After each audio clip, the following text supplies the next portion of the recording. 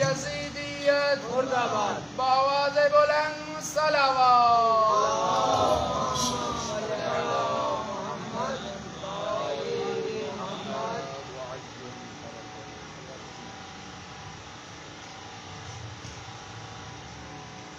خوشنودی محمد و اہل بیت محمد علیہ الصلوۃ والسلام صلوات.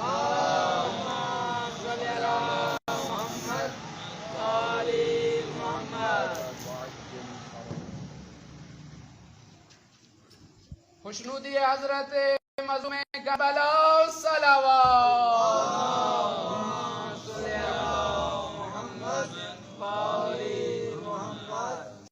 خوشنودی حضرت امام زمان اجل اللہ تعالی فرجہ الشریف صلوات. اللهم صل على محمد. أعوذ بالله من الشيطان الرجيم. بسم الله الرحمن الرحيم. نحمدك ونستعينك يا الله يا مقيل العثرات يا كاشف الكربات يا مجيب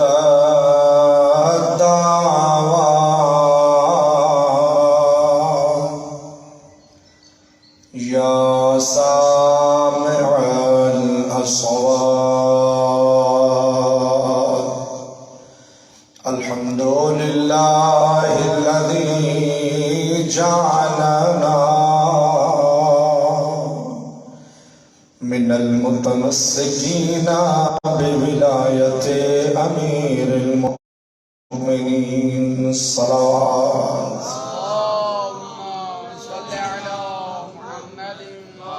الصلاة والسلام على خير خلق الله خير البرية وأفضل الأنبياء صاحب النعمة العظمى والحجة الكبرى ربيع اليتامى والعروة الوثقى شافع يوم الجزاء محمد المصطفى.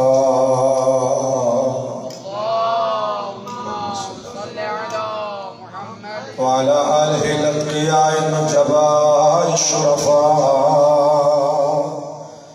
لا سيما بقية الله صاحب الزمان روحي وأرواحنا له الفداء. ولعنة الله على الأعداء أعدائهم أعداء الله من يوم ظلمهم إلى يوم لقاء الله. أما بعد فقال الله الحكيم في القرآن الكريم. بسم الله الرحمن الرحيم. إنما وليكم الله ورسوله والذين آمنوا الذين يقيمون الصلاة ويؤتون الزكاة وهم راكعون. الصلوات.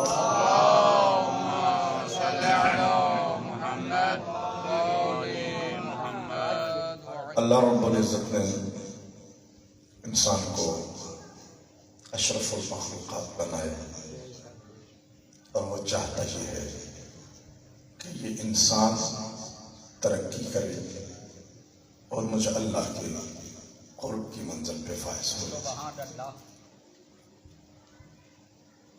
انسان توجہات میری جانب رکھیے گا، یہ کام ہوتے رہیں گے، آپ میری طرف دیکھیے تاکہ وقت میں زیادہ پھیلاؤ نہ ہو جائے، بعد میں پڑھنے والے موجود رہتے ہیں۔ عزیزان محترم، انسان میں نے عرض کیا کیا ہے؟ انسان بدن نہیں، انسان وہ ہے جو بدن کا مالک ہے۔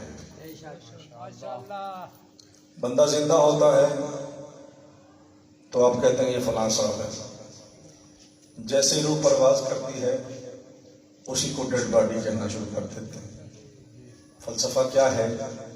فلسفہ یہ ہے کہ اب اس مقام پر بنیادی طور پر دو کام کیے جاتے ہیں، ایک نہیں، کام ہیں دو۔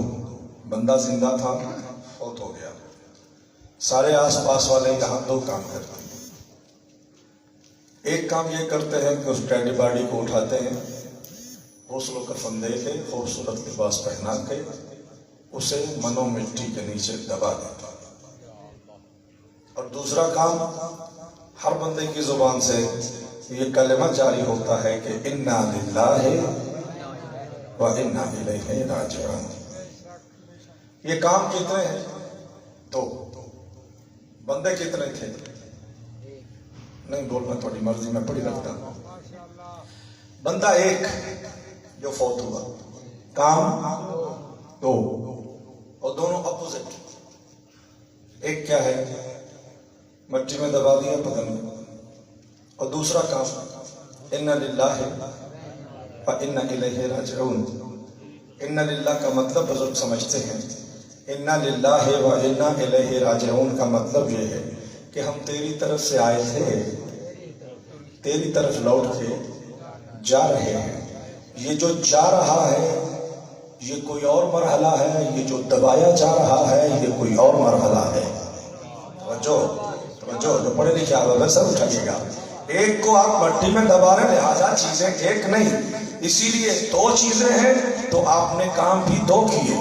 ایک بدن ہے جسے اللہ نے مٹی سے بنایا تو اسے آپ نے مٹی کی طرف پلٹا دیا۔ روح مٹی سے نہیں آئی، قل روح من امر ربی، روح اللہ کا امر تھا، اللہ کی طرف سے آیا تھا، تو آپ نے بھی کہہ دیا انا للہ و انا الیہ راجعون۔ تو لہذا انسان وہ ہے کہ جو لوٹ کے پروردگار کی طرف جا رہا ہے، تو اللہ اسی انسان کو اپنا خلیفہ دیکھنا چاہتا ہے، اسی انسان کو سربلند دیکھنا چاہتا ہے۔ وہی اقدار کا مالک ہے، وہی کیفیات کا حامل ہے، وہی تمام تر اخلاق، اوصاف، ہر چیز کا حامل۔ یہ بدن نہیں ہوتا، وہ روح ہوتی ہے۔ بدن کی صفات اور ہیں، روح کی صفات اور ہیں۔ بدن گورا ہونا، کالا ہونا یہ روح کی صفت نہیں، یہ بدن کی صفت ہے۔ اطاعت گزار ہونا، با اخلاق ہونا، با ادب ہونا یہ بدن کی صفت نہیں، یہ روح کی صفت ہے۔ توجہ چاہتا ہوں۔ تو آل محمد نے دنیا میں آ کر بندے کو باڈی بنانے کے طریقے نہیں بتائے۔ میری بات سمجھ میں آ رہی ہے؟ آل محمد نے کی دسے جو برزر شاہی کرنی ہے تو ڈولا انج بنانا ہے، ادھروں انج بنانا ہے، یہی دسے آل محمد نہیں۔ بدن جیسا بھی ہے، آل محمد نے کہا ہے، بدن کے بارے میں یہ کہا ہے کہ جتنا ہو سکے اس دنیا سے کم کھانا، جتنا ہو سکے اس دنیا کے لیے یہاں سے کم پہنانا۔ یعنی کیا مطلب؟ اس بدن کو آسائش کم سے کم دینا، اس بدن کو آسائش کم سے کم دینا، اس کو تکلیف میں رکھنا۔ آسائش کسے دینا؟ ترقی کس کی کرنا؟ کس کی عظمت و ہدایت کے لیے آل محمد آئے ہیں؟ بدن کو درست کرنے کے لیے نہیں، روح کو پاکیزہ بنانے کے لیے تشریف لائے۔ ہدایت بدن کی نہیں ہوتی، ہدایت روح کی ہوتی ہے۔ طہارت بدن کی نہیں ہوتی، طہارت بدن کی تو بس ہو جاتی ہے، لوٹا پانی دا ہوئے نا، لوٹا پانی دا ہوئے تے بدن دی طہارت تے سمندر بھی ہونا، من پاک نہیں کر سکتا. سمندر بھی ہو تو من کو پاک نہیں کر سکتے. طہارت قلب و نفس، طہارت روح و جان ہدایت محمد و اہل بیت محمد سے پاک ہوتی ہے. تو قبلہ میں بات عرض کرنا مقصد تھا کہ یہ جو طہارت نفس انسان کی بنا ہوا انسان ترقی ہے، یہ جس نظام سے ممکن ہے اس نظام کو نظام ولایت کہتے ہیں. ایک سلام پڑھیے گا سارے محمد اہل بیت.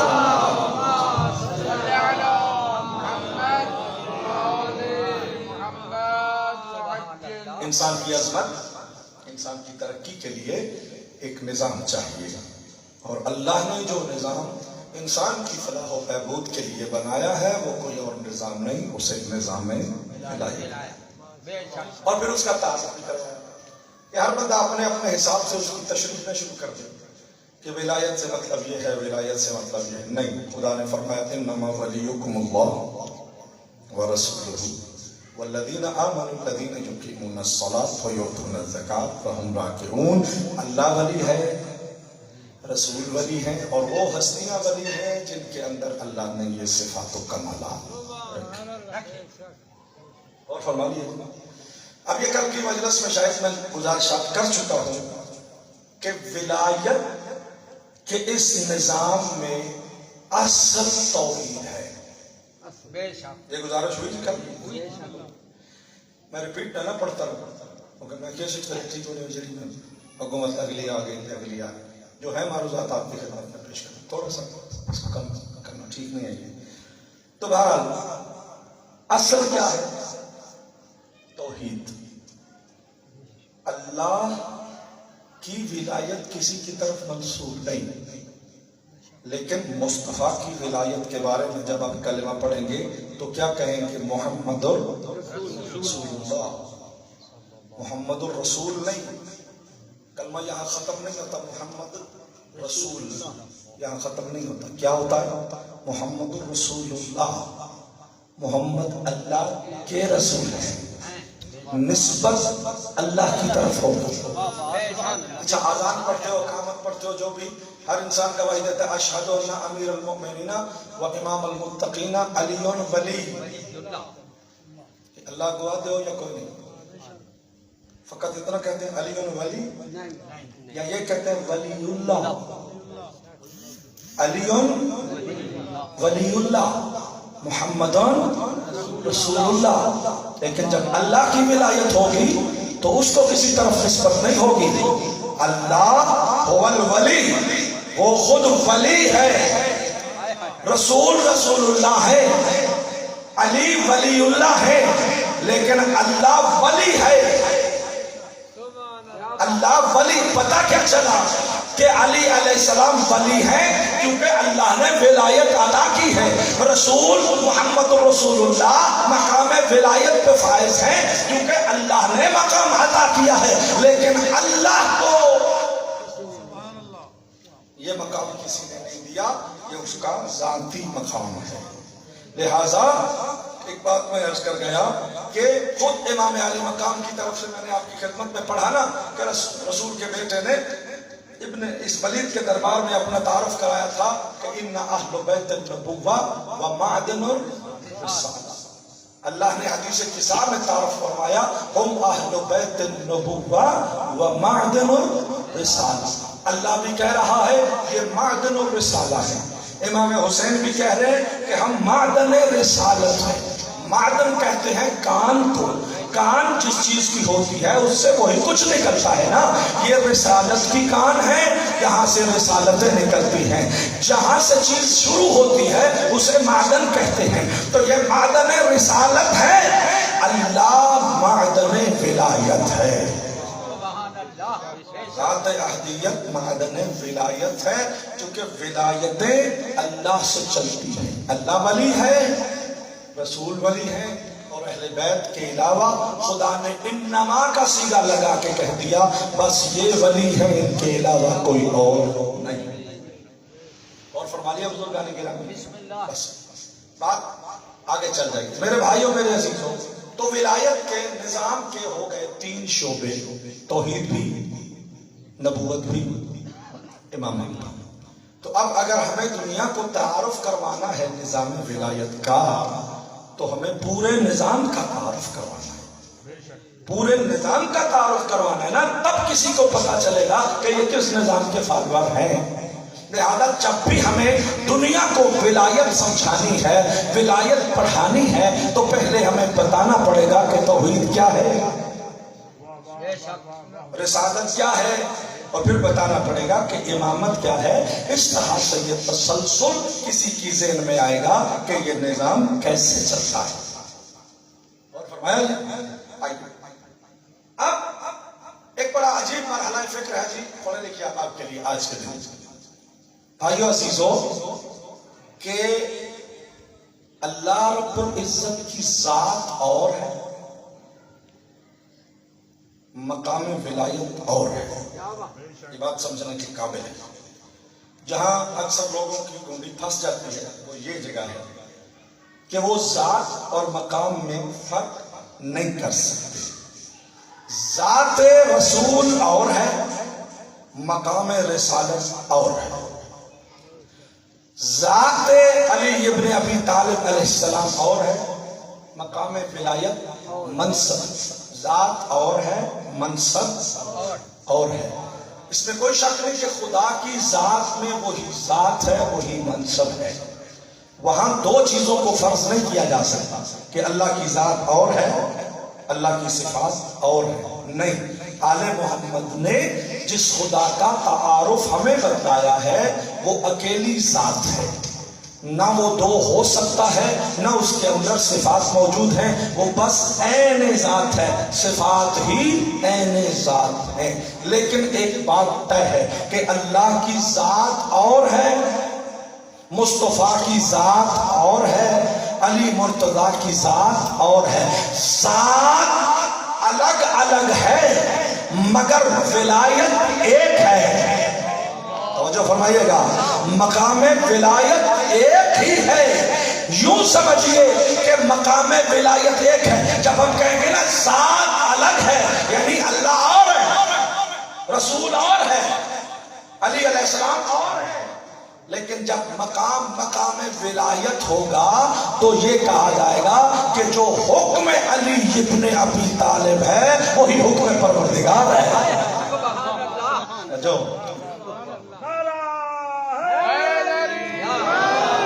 جب مقام ولایت ہوگا، جب مقام حکم ہوگا تو علی کا حکم اللہ کا حکم ہے، رسول کا حکم اللہ کا حکم ہے، اللہ کا حکم علی کا حکم ہے۔ یہ میں خطابت نہیں کر رہا، قرآن میں اللہ نے خود کہا ہے کیا؟ من یطع الرسول فقد اطاع اللہ، جس نے رسول کی اطاعت کی اس نے اللہ کی اطاعت کی ہے۔ توجہ فرمائیے گا، جس نے رسول کی اطاعت کی اس نے اللہ کی اطاعت کی۔ اب برعکس کیجئے، جس نے رسول کی اطاعت نہیں کی، بولو بھائی، اس نے اللہ کی بھی اطاعت کوئی نہیں کی۔ یعنی کیا مطلب؟ اگر کوئی مصطفیٰ کے حکم کو نہ مانے اور ساری رات مسجد میں اللہ کی جلیاں مارتا رہے، خدا کو اس کے اللہ کہنے سے مطلب نہیں، خدا کو اس سے مطلب ہے کہ تو نے میرے مصطفیٰ کی بات کو مانا یا رد کیا۔ من یطع الرسول فقد اطاع اللہ، جس نے رسول کی اطاعت نہیں کی اس نے اللہ کی اطاعت نہیں کی۔ اب دنیا والے خام خواہ ہمارے پیچھے پڑ گئے، جناب آپ علی علی کرتے رہتے ہیں، اور کی کریے ایسے؟ علی علی نہ کریے تو کی کریے؟ کوئی دس ہو گئے وہ کر لینے جو تسی آپ کچھ کرنے کے قابل تو ہو۔ علی کے علاوہ کوئی ذات، بھئی ہم نے بڑی توجہ، ایک مولانا سے بات ہو گئی تو میں نے کہا ہم نے علی ولی اللہ پڑھا اس وجہ سے نہیں کہ ہماری کوئی سیاسی وابستگی آل محمد کے خاندان سے، بھائی اسی کو ووٹر سپورٹر نہیں کیا، اسی ہمارے پیچھے لگ گئے ہیں بھائی جان۔ ہم نے اس وجہ سے علی ولی اللہ نہیں پڑھا کہ علی علیہ السلام حضرت ابو طالب کے بیٹے ہیں، ہم نے اس وجہ سے علی ولی اللہ نہیں پڑھا کہ ان کی والدہ ماجدہ کا نام حضرت فاطمہ بنت اسد ہے. ہم نے اس وجہ سے علی کو ولی اللہ نہیں مانا کہ ہم آل محمد کے گھرانے سے وابستگیاں رکھتے ہیں. ہم نے اس وجہ سے علی ولی اللہ نہیں پڑھا کہ علی کے بابا کائنات کے سردار ہیں, کلیم بردار کعبہ ہے, شیخ بطحا ہے, سرکار حرم ہے. نہیں, ہم نے علی ولی اللہ اگر اس لیے پڑھا ہوتا کہ یہ ابو طالب کے بیٹے ہیں تو ابو طالب کے سب سے بڑے بیٹے کو ولی مانا ہوتا.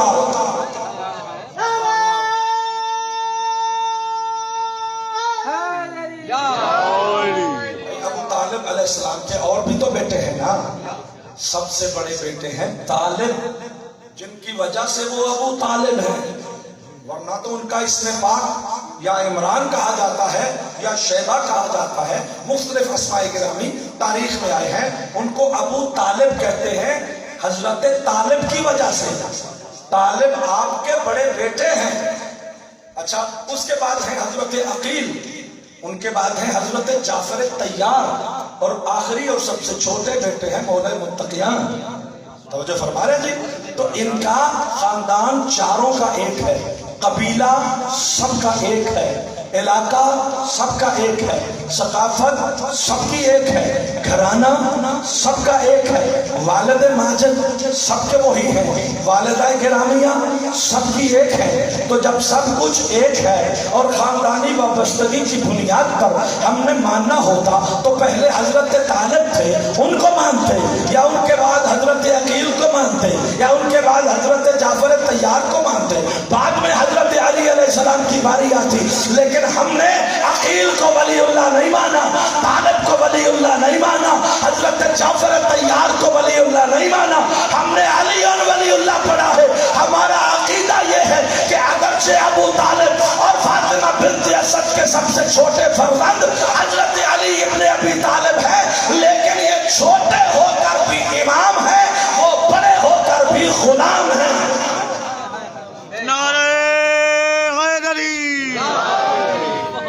چھوٹے ہیں لیکن امام ہیں, اور وہ بڑے ہیں لیکن وہ غلام ہیں. تو یہ عام سی بات ہے. میری قوم کے بچے کو جب یہ بات سمجھ آ جائے گی تو وہ کبھی بھی اپنے رستے سے نہیں بھٹک سکتا. جب ہم اسے یہ سکھا رہے ہیں اور آل محمد یہ بتا رہے ہیں کہ علی کے اپنے والد ماجد کے بیٹے, ان کی اپنی ماں جائے, جناب فاطمہ بنت اسد کے اپنے بیٹے, بڑے ان کے بڑے بھائی جب علی ابن ابی طالب کے برابر نہیں ہو سکتے تو محلے کے لوگ علی ابن ابی طالب کے برابر کیسے ہو سکتے؟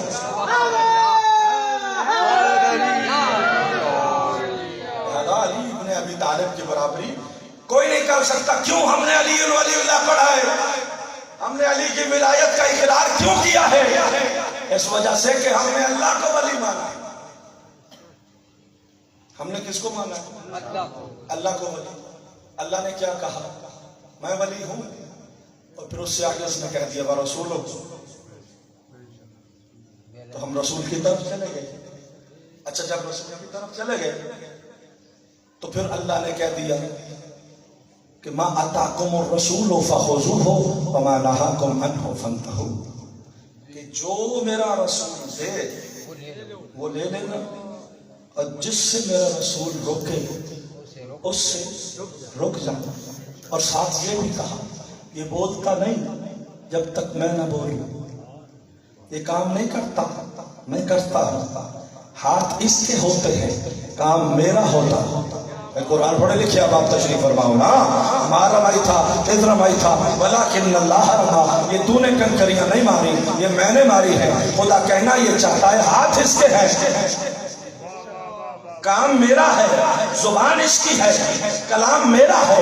اللہ نے کسی کے کان میں قرآن کی آیتیں سنائی ہے؟ یہ قرآن ہم نے کہاں سے سنا ہے؟ زبان مصطفیٰ سے. پھر ذرا مصطفیٰ کی عظمت کا اندازہ تو کرو. حدیث ہے تو بھی مصطفیٰ کی زبان سے, قرآن ہے تو بھی مصطفیٰ کی زبان سے. تو کتنا بڑا مقام عظمت ہے خدا کی بارگاہ میں مصطفیٰ کا کہ مصطفیٰ ہی کی زبان سے لفظ نکل رہے ہیں کہ مصطفیٰ کی عظمت پر اعتماد ہے اللہ کو, کہ مصطفیٰ جسے کہہ دے یہ حدیث ہے وہ حدیث ہے, جسے کہے قرآن ہے یہ قرآن ہے. مقام حضرت رسول اللہ ہے. تو اب خدا کہہ رہا ہے یہ بولتا نہیں میں بولتا ہوں, یہ کام نہیں کرتا بلکہ میں کرتا ہوں. اور پھر فرمایا جو رسول دے اس کو لینا, جس سے روکے اس سے روک جانا. میں نے کہا علی علی کیوں نہ کرے, اللہ کے پاس گئے تھے, رسول کے پاس بھیج دیا, کہا جو یہ تھے وہ لے لینا. پالانوں کے منبر پہ کھڑے ہو کے اللہ کے نبی نے سوائے علی کے کچھ دیا ہے؟ کیا دیا ہے اللہ کے نبی نے؟ علی ولی اللہ ہی دیا ہے. اس طرح ہاتھ اٹھا کے پکڑ کے دکھا کے دیا ہے, یہ علی ولی ہے. تو ہم کیوں غیروں کے در پہ بھٹکتے پھرے؟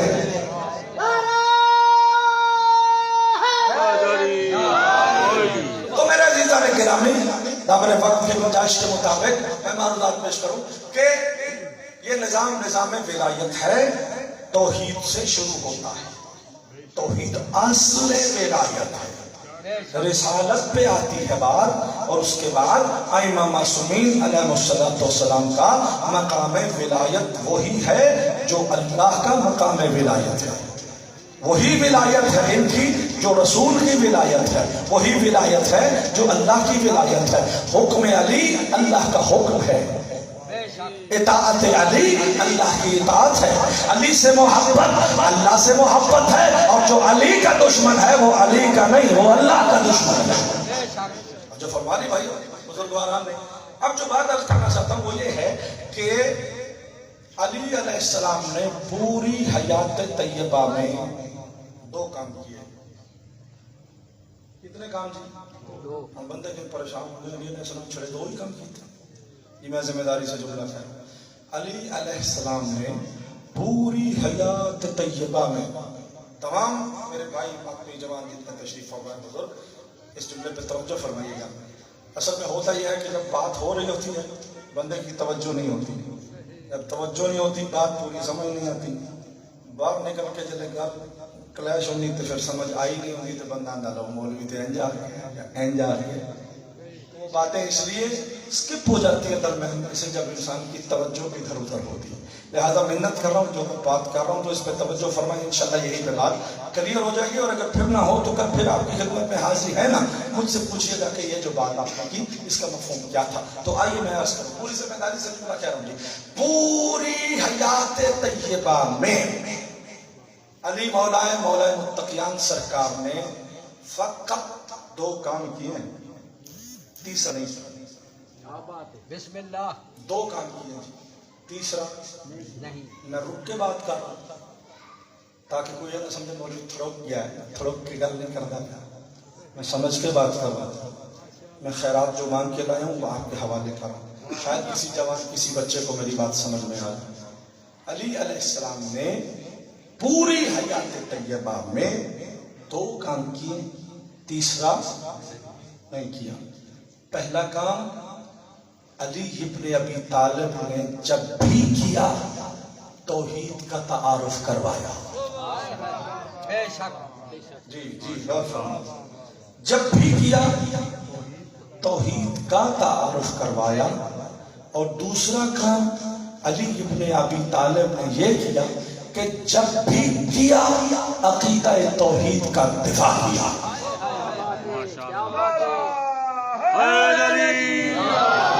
علی علیہ السلام کی پوری زندگی, پوری حیات طیبہ, پوری سیرت مبارکہ کو لفظ لفظ کر کے پڑھیے, ورق ورق چھان ماریے, آپ کو مولا متقیان کے کردار کے ہر لمحے میں یا توحید کا تعارف نظر آئے گا یا عقیدہ توحید کا دفاع نظر آئے گا.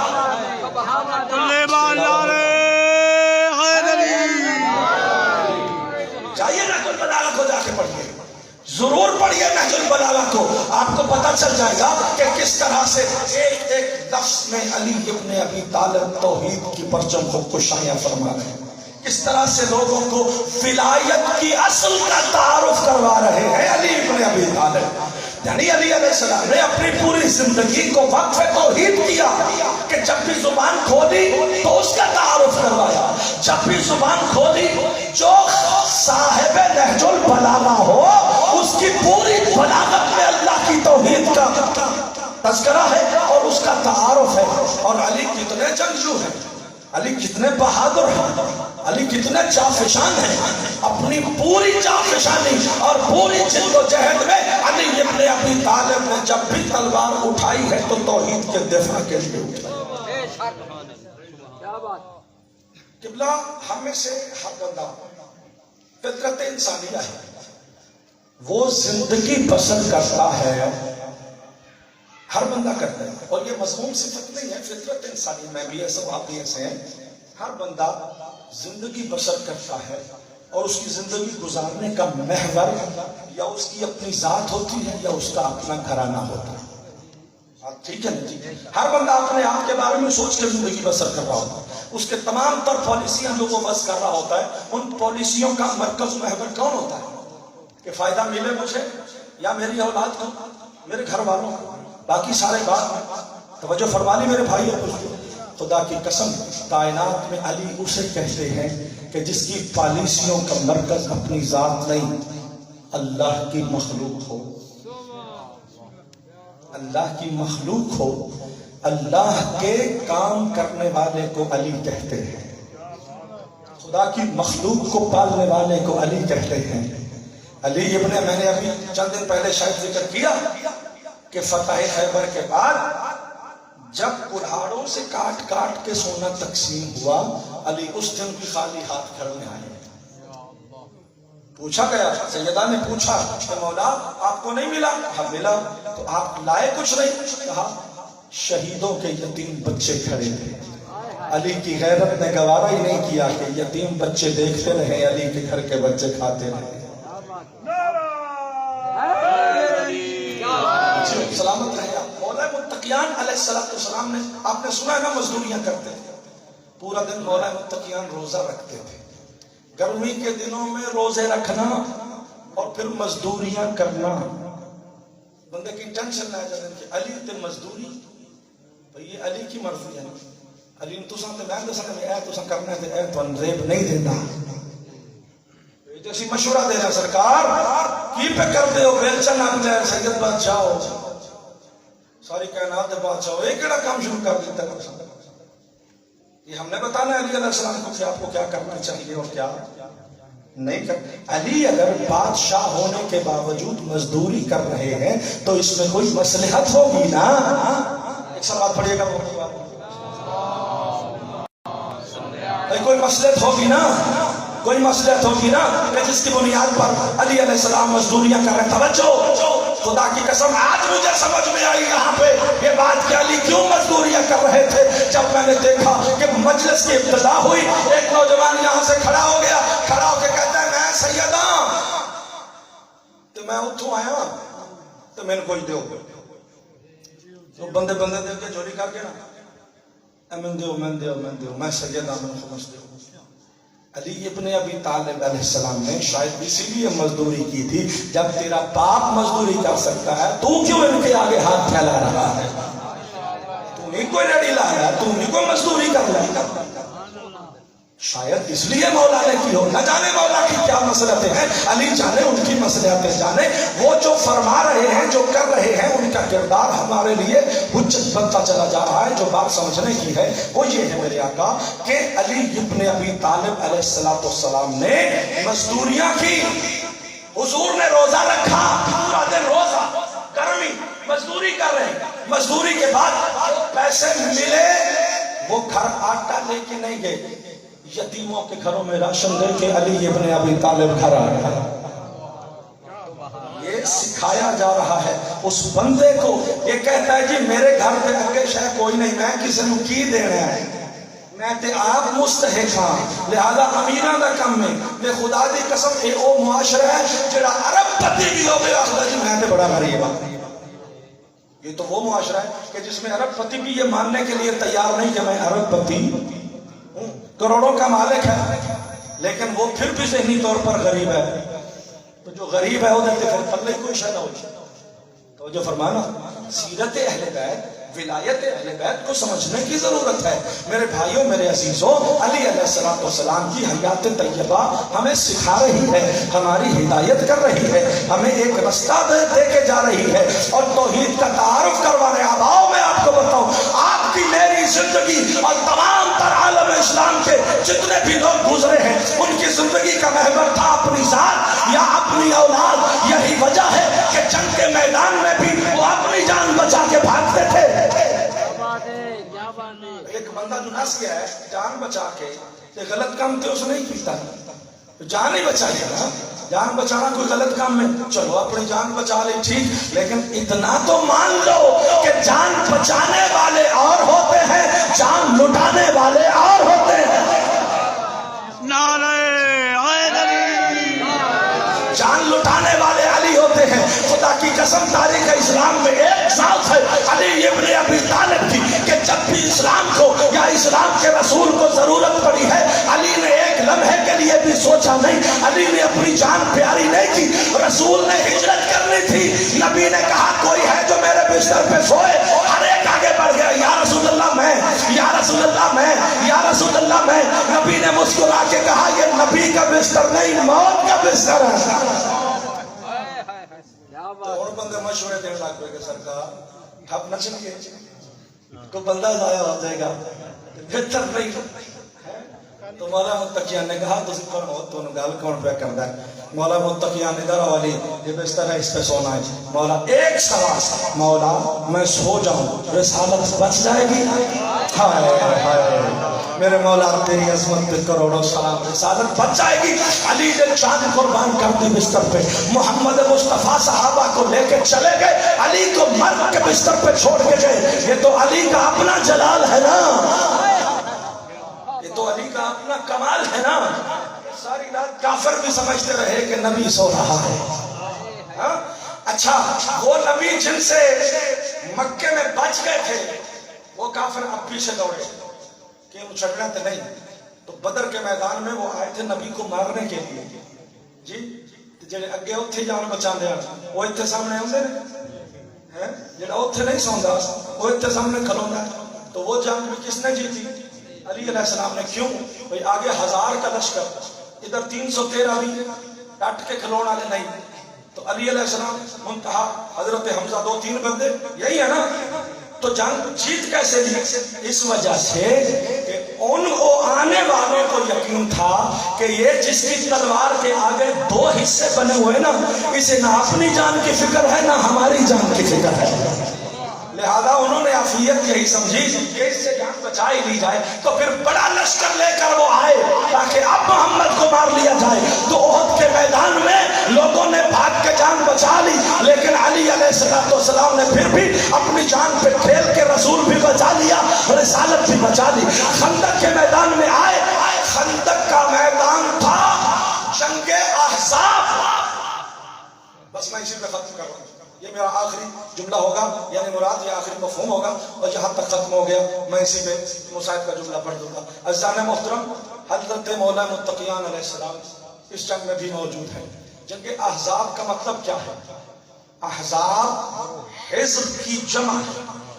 حزب کہتے ہیں لشکر کو. احزاب کا مطلب کیا ہوا؟ ڈھیر سارے لشکر, ڈھیر سارے لشکر. لشکر کون کون سے؟ قبلہ جب وہ مکہ والے ہار گئے نا احد میں بھی, اب انہوں نے باقاعدہ طور پر کمپین شروع کی. دیکھنا میری جان, کمپین تو آپ سمجھتے ہیں. ہاں, ہر قبیلے میں, عیسائی قبیلے میں گئے, یہودی قبیلے میں گئے, مشرک قبیلے میں گئے, زرتشت قبیلے میں گئے, جو کوئی قبیلہ جہاں تھا ہر قبیلے میں جا کے ان کو مصطفیٰ کے خلاف اکسایا اور ان کا لشکر تیار کر کے ہر قبیلے کے لشکر کو لے کر وہ خندق کے میدان میں پہنچے. اب یہ جو لشکر لے کے آئے اس میں عیسائیوں کا لشکر بھی, یہودیوں کا لشکر بھی, مشرکوں کا لشکر بھی, جو ان کو ملا. تو اس خندق کے میدان کا نقشہ اگر میں جملہ کہوں تو ہضم کر لینا کہ یوں لگ رہا تھا جس طرح محشر کا میدان ہوتا ہے. ہر قبیلہ, ہر انسان, ہر رنگ, ہر نسل, ہر تہذیب, ہر تمدن کا بندہ یہاں موجود ہے. رسول نے خندق کھودی ہے, بدر میں احد میں خندق نہیں کھودی, لیکن یہاں اتنا تو ڈر تھا مسلمانوں کی جان کا نبی کو بھی کہ نبی نے خندق کھودوائی نہیں, خود بھی کھودی تاکہ جان مسلمانوں کی بولو بچ جائے. اب خندق کے باہر ہے کل کفار, اندر ہے صحابہ کرام, خیمے لگے ہوئے. نبی خیمے کے اندر، ادھر ہے ہزاروں لشکر، ایک لشکر نہیں کئی لشکر، اور اس کئی لشکر میں ایک بہادر ایسا ہے جو 1000 لشکر کے برابر اکیلا ہے، جس کو عمر ابن عبد ود کہتے ہیں، یا نہیں ہے نا؟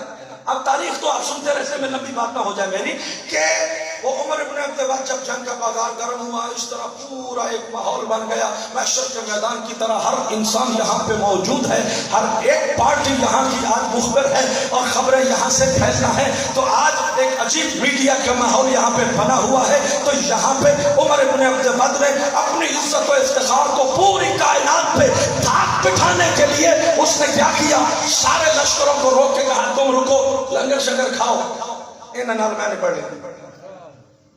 تو اس نے کیا کیا؟ اس نے ایڑ لگائی، خندق کو پار کیا۔ ظاہر ہے اتنا بڑا جنگجو تھا تو گھوڑا بھی تو ایسے ہی رکھتا ہوگا، تو اس نے گھوڑے کو ایڑ لگائی، اس طرف آ گیا اور آ کے ایک ہی وار کے ساتھ گھوڑے کی چاروں ٹانگیں کاٹ دی۔ اور اب جو مسلمان بیٹھے ہیں، میں جلدی کر رہا ہوں، جو مسلمان بیٹھے ہیں ان کو کہتا ہے میں نے سنا ہے تمہیں جنت جانے کا بڑا شوق ہے، تو پھر دو صورتیں ہیں، یا آؤ مجھے مار کے غازی بن جاؤ جنتی ہو جاؤ، یا میرے ہاتھوں مر جاؤ اور شہید ہو کے جنت چلے جاؤ۔ اب تاریخ گواہ ہے کہ یہ سارے کے سارے مٹی پہ بیٹھ گئے جس طرح کے سر پہ پرندے بیٹھتے ہیں۔ تو اس نے کیا کام کیا؟ دیکھا جب یہ نہیں اٹھتے تو اس نے رسول کے خیمے میں نیزہ مارا، سنا ہے نا؟ رسول کے خیمے میں نیزہ مارا اور رسول کی گستاخی کی، بے ادبی کی۔ وہ رسول کہ جو خلق عظیم کا مالک ہے، وہ رسول کہ جس کو طائف کے میدان میں پتھر لگے، لہو لہان ہو گئے، اللہ کو جلال آ گیا، اللہ سے برداشت نہ ہوا، جبریل سے کہا جلدی کر، مصطفیٰ سے اجازت لے، اس طائف کی ہستی پستی کا نام نشان مٹا دے، اس دنیا کے نقشے پہ طائف کو نہ رہنے دینا۔ جبریل آیا اور آ کے رسول سے کہا اللہ کو جلال ہے، تیرا بہتا ہوا خون اللہ کو برداشت نہیں ہے، آپ اجازت دیں تو طائف کو مٹا دوں۔ نبی نے کہا خبردار جبریل بیٹھ جاؤ، میں لوگوں کی اصلاح کرنے آیا ہوں، نسلیں مٹانے نہیں آیا، میں لوگوں کو اخلاق سکھانے آیا ہوں، لوگوں کی نسلیں ختم کرنے نہیں آیا۔ جاؤ واپس چلے جاؤ، یہ جانے میں جانوں۔ توجہ، اس دن اگر مصطفیٰ نے بچایا نہ ہوتا تو آج طائف کا ایک بندہ بھی زندہ نہ ہوتا۔ وہ رسول وہ ہے کہ جس پہ اتنے مظالم آئے کسی کو بددعا نہیں دیتا، اتنا خلق عظیم کا مالک نبی۔ لیکن اس محشر کے میدان میں جب عمر ابن عبد ود نے نیزہ مار کے گستاخی کی نا، تو وہ نبی کہ جس کی زبان پہ کبھی غصہ نہیں آیا، آج خیمے سے باہر نکل کے اپنوں کو مخاطب کر کے کہتا ہے کون ہے جو اس کتے کی زبان کو بند کرے؟ اور نہیں فرمایا میرے، کون ہے جو اس کتے کی زبان کو بند کرے؟ نبی نے کبھی یہ لفظ زبان پہ لایا ہی نہیں۔ آج بتاؤ کہ اگر نبی کی زبان پہ یہ بات آ گئی ہے تو نبی کے دل میں کتنا دکھ ہوگا، کتنا درد ہوگا، یا نبی نے کتنا اس کو محسوس کیا ہوگا کہ اتنے بڑے میدان میں اتنی دنیا مخلوق کے سامنے مجھ محمد کی توہین کی ہے، کون ہے جو اس کتے کی زبان کو بند کرے؟ تو اب حق کیا بنتا تھا؟ حق یہ بنتا تھا کہ مسلمان جھوٹ پڑھتے، مار مار کے اس کی ٹکا پوٹی کر دیتے، اس کے ٹکڑے ٹکڑے کر دیتے، یہی ہونا تھا نا۔ لیکن تاریخ سے پوچھو ایسا ہوا ہے؟ ایسا ہوا تو نہیں۔ نبی نے کہا اٹھو، ایک نوجوان اٹھا، اس نے کہا انا ناصرک یا رسول اللہ، میں تمہارا مددگار ہوں۔ جب اس عرصہ محشر میں اس طرح کے ہر رنگ و نسل کے انسان کی موجودگی میں جب کوئی نہیں اٹھا اور ابو طالب کے بیٹے نے کہا انا ناصرک یا رسول اللہ، تو پھر اب تاریخ گواہ ہے کہ نبی نے یہ نہیں کہا تلوار پکڑو، نیزہ پکڑو، گھوڑے پہ چلو اور اس کا سر قلم کر کے لاؤ، نہیں۔ اس میدان میں نبی نے کہا یا علی اگر یہ بات ہے تو میرے قریب آ۔ علی کو سامنے بلا کے پوری کائنات کو دکھا کے اللہ کے نبی نے اپنا امامہ اتارا، علی کے سر پہ پہنایا، علی کا امامہ اپنے سر پہ پہنا، اپنی ابا دوش علی کو پہنا دی، علی کی ابا اپنے دوش پہ پہنا لی۔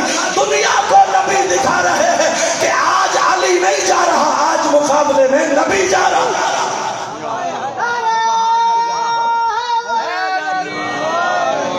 آج مقابلے میں نبی جا رہا ہے۔ تو میرے بھائیوں، میرے عزیزوں، علی ابن ابی طالب کو جب نبی بنا دیا نا، تو اب علی علیہ السلام نے اس طرح میدان میں خندق میں چلنا شروع کیا جس طرح کوئی بادشاہ ریاض کی طرف جا رہا ہوتا.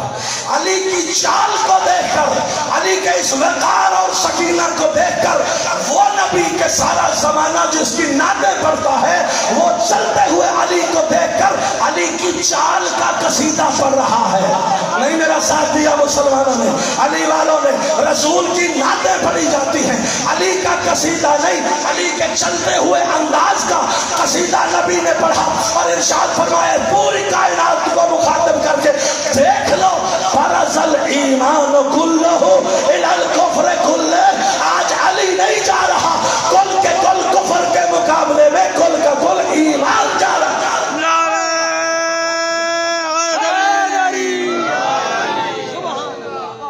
مختصر یہ کہ علی علیہ السلام کی بات بڑی لمبی ہے, ساری رات بھی ہوتی رہے تو باتیں آل محمد کے فضائل کوئی ختم ہونے والی نہیں. ہمارے بزرگ چلے گئے, فضائل ابھی باقی ہیں, ہم بھی مٹ جائیں گے, فضائل چلتے رہیں گے, ہماری نسلیں چلی جائیں گی, علی کے فضائل چلتے رہیں گے. اللہ نے علی کو فضائل ہی اتنے دیے ہیں کہ کائنات ان کا شمار نہیں کر سکتی. مولا متقیان گئے المختصر, عمر ابن عبد العزیز کو نیچے گرایا, سینے پہ بیٹھ گئے.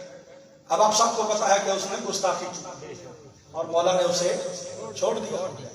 پھر پچھاڑا, اس کا سر قلم کیا, بالوں سے پکڑ کے لا کے مصطفیٰ کے سامنے پھینک کے کہتے ہیں یہ تیرے دشمن کا سر ہے. توجہ توجہ. اچھا, نبی نے سینے سے لگایا, پیار کیا. جب صحابہ کے درمیان میں آئے تو لوگ علی کے سامنے اکٹھے ہو گئے, علی کو گھیر لیا.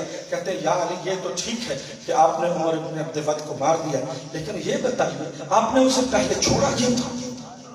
پہلے ہی مار دیتے, اتنا بڑا بہادر تھا, دوبارہ نہ گرتا تو کیا مار کھاتا ہے. علی علیہ السلام نے مسکرا کے کہا مجھے پہچانو, میں علی ہوں. نہ گرتا کا مطلب کیا ہے؟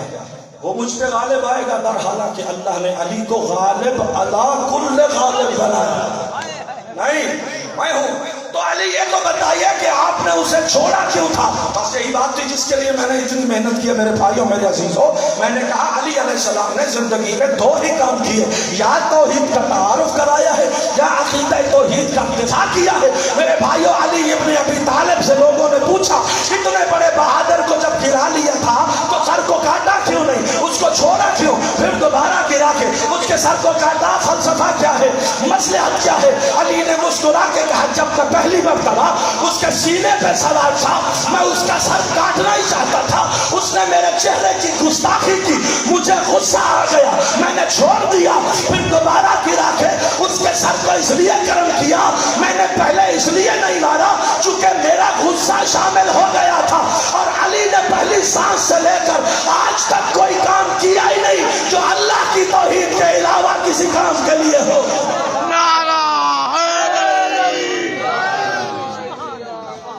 جب بھی کیا ہے توحید کا دفاع کیا ہے. ولایت کیوں؟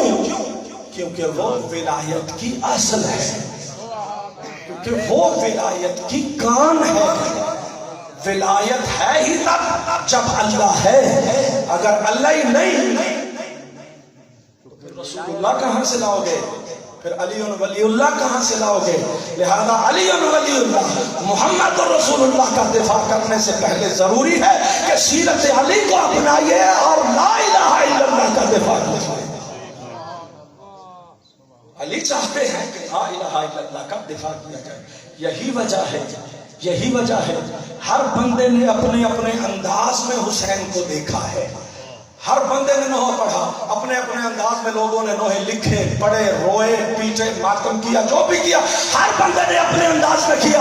لیکن خدا کی قسم ایسے کسی نے حسین کو نہیں پکارا جس طرح اجمیر کی خاک سے خواجہ معین الدین چشتی نے پکار کے یہ عظیم جملہ کہا کہ سرداد ندا دست در دشت یزید حقا کے بنا لا الہ است حسین. حسین کا یہ اقدام اپنی ذات کے لیے نہیں تھا, عقیدہ توحید کی بقا کے لیے تھا.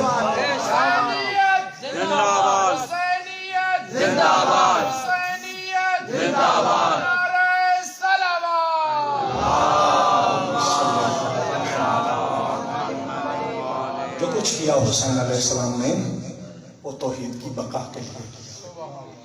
बरसते तीरों में कहा मुसल्ला बिछाया जाए, हम नमाज अदा करें। किसी ने कहा मौला तीर बरस रहे, ये नमाज तो बाद में भी पढ़ी जा सकती है। कहा हुसैन जंग किसके लिए कर रहा है? उसको सजदा करना है जिसकी खातिर ये जंग हो रही है, ताकि इस पूरे भरे मैदान में दुनिया को पता चल जाए कि हुसैन ने अपनी जात के लिए कयाम नहीं किया, वहदानियत की उरूज के लिए कयाम किया। जब मदीना को छोड़ रहे थे तो आपके भाई हजरत मोहम्मद हनफिया सामने आए, बस 2 जुमले कहने हैं मुझे। सामने आए, कहा भैया मुझे भी साथ जाना है। कहा नहीं, आप यहीं रहेंगे और यहाँ की खबरें मुझे देंगे, और यहाँ जो हमारे बाकी लोग बच जाएंगे उनका ख्याल कौन रखेगा?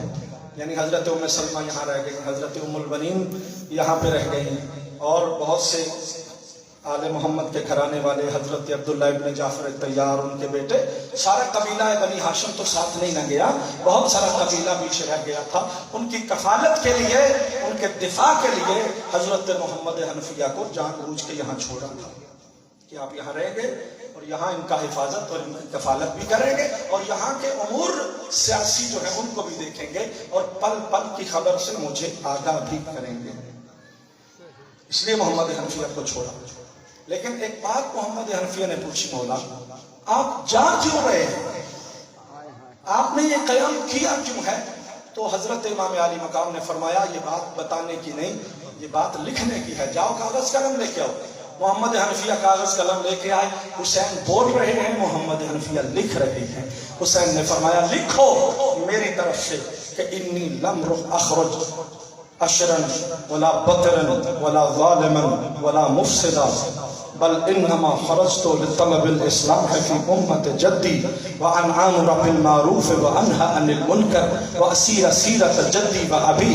लिखो कि मैं हुसैन कह रहा हूँ, मैंने दुनियावी जाहो जलाल, शानो शौकत, जुल्म बर्बरियत के लिए कयाम नहीं किया, मैंने नाना की उम्मत की इस्लाह के लिए कयाम किया। मैंने अम्र बिल मारूफ और नही अज़ मुनकर के लिए कयाम किया है। मैंने अपने नाना की सीरत और अपने बाबा की सीरत पर अमल करने के लिए कयाम किया है। ये है मेरे मौला हुसैन इब्न अली का कयाम। अब क्या हुआ? अब हुसैन तैयारियों को देख रहे हैं। आपके घर में से किसी ने जाना हो किसी दूसरे शहर में तो देखा है बीवियां किस तरह तैयारियां करते हैं, बार बार कभी एक चीज कभी दूसरी, कितना वक्त लगता है, कितना मुश्किल काम होता है घर को छोड़ना और वो चीजें साथ संभालना जिनकी जरूरत है, बच्चों की बड़ों की एक एक जरूरत की चीज को रखना खवातीन के लिए बड़ा मुश्किल होता है। अब हुसैन तो हमेशा के लिए छोड़ के जा रहे हैं। कहीं एक घर में जाते हैं तैयारियों का मंजर हो रहा है, दूसरे घर में जाते हैं वहां पे रोया भी जा रहा है, मातम भी जारी है, तैयारियां भी जारी हैं, रिश्तेदार एक दूसरे के गले भी लग रहे हैं, बीबियां एक दूसरे को अलविदा भी कर रही हैं, छुप छुप के रोया भी जा रहा है, कहीं कहीं से बहन की आवाजें भी आ रही हैं, और बीबियां बच्चों को संभाल रही हैं। कोई बीबी औनो मोहम्मद को संभाल रही है, कोई 18 दिन के अली असगर को सीने से लगा रही है।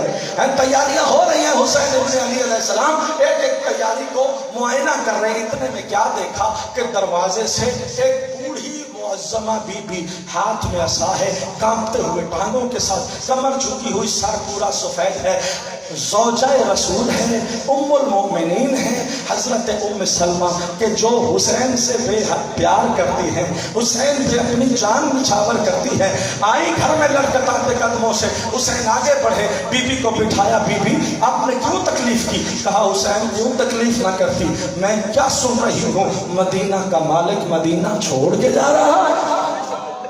मैं क्या सुन रही हूँ, मेरा हुसैन मुझसे जुदा हो रहा है। ए हुसैन तुझे पता नहीं तेरे नाना के कलेजे पे क्या गुजरेगी, वो तो आपसे जुदा रह ही नहीं सकते। तेरे नाना की कब्र में आराम नहीं आएगा जब वो ये सुनेंगे कि मेरा हुसैन मदीने से जा रहा है। हुसैन क्यों मदीने से जा रहे हो? रोके हुसैन ने कहा नानी अम्मा, नाना का दीन बचाना है, मुझे जाना है, मैं जाऊंगा, नाना का दीन तभी बचेगा। एक जुमला सुनना, जहां जहां मातमी तशरीफ फरमा हो, बस मैं आपकी रोने का सम्मान करके उतरने लगा हूं मेंबर से। मेरे भाइयों, इमाम हुसैन ने कहा अम्मा मुझे नाना का दीन बचाना है। तो फिर मेरी आकाजादी ने एक जुमला कहा, अच्छा हुसैन तू इमाम है, نبی کا وارث ہے، ظاہر ہے تیری ذمہ داریاں ہیں، تو بہتر سمجھتا ہے، تو جو بھی کرنا چاہتا ہے، لیکن ایک بوڑھی ماں سمجھ کے میری نصیحت کو مانے گا؟ کہا ماں حکم تو کیجئے۔ کہا میں نے تیرے نانا سے ایک لفظ سنا ہوا ہے، وہ جب سے میں نے سنا ہے مجھے قرار نہیں، وہ کوئی کربلا کا لفظ کہتے تھے، اجرکم علی اللہ، اجرکم علی اللہ۔ بہنوں کے پردے، یا کوئی دیر لگتی ہے یار رونے کے لیے ہیں جن کے دلوں میں قبر حسین ہے، کوئی کربلا کہہ کے تیرے نانا رویا کرتے تھے، حسین جہاں جی میں آئے جانا، اس کربلا کی طرف نہ جانا، اس کربلا کی طرف نہ جانا۔ رو کے حسین نے کہا ماں تیرا بیٹا جا ہی کربلا رہا ہے، تیرا بیٹا جائے گا ہی کربلا، چونکہ نانا کا دین تو وہی بچایا جائے گا۔ جب یہ جملہ سنا نا حسین کربلا جا رہا ہے، تو اب بی بی اٹھی لڑکھڑاتے ہوئے قدموں سے، ہاتھ میں عصا ہے، اپنے حجرے میں گئی، ایک صندوق کھولا، ایک شیشی نکالی، حسین کے سامنے لا کے کہا تیرے نانا نے جاتے ہوئے یہ شیشی لی تھی، کہا یہ کربلا کی مٹی ہے، جب تک یہ مٹی رہے سمجھنا میرا حسین زندہ ہے، جب یہ خون میں تبدیل ہو جائے سمجھنا میرا حسین مر گیا ہے۔ اے حسین مجھے کیوں تنہا چھوڑ کے جا رہے ہو؟ اس وقت رو کے حسین نے کہا اماں یہ تو مٹی ہے، چاہو تو کربلا کا منظر دکھا دوں۔ اور رو کے حوصلہ کیا حضرت ام سلمہ نے، کہا حسین تیری ماں تو دنیا میں ہے نہیں جو تجھ پہ ماتم کرے، مجھے بھی ساتھ لے کے نہیں جا رہے ہو، مجھے منظر دکھا دے، میں جی بھر کے ماتم تو کر لوں۔ حسین نے اجازت امامت سے پردہ ہٹایا تو کربلا کا منظر تھا، کسی کے ہاتھ میں نیزہ تھا، کسی کے ہاتھ میں تلوار تھی، کسی کے ہاتھ میں پتھر تھا، پھیرے میں لیے ہوئے تھے، مارو مارو کی آوازیں آ رہی تھی، درمیان میں ایک بوڑھا شخص تھا جس کا بدن زخموں سے تار تار تھا، زمین کربلا پہ سجدہ کر رہا تھا، کوئی نیزہ مار رہا تھا، کوئی تلوار مار رہا تھا۔ رو کے بی بی کہتی ہے حسین یہ کون ہے جس کا چھڑانے والا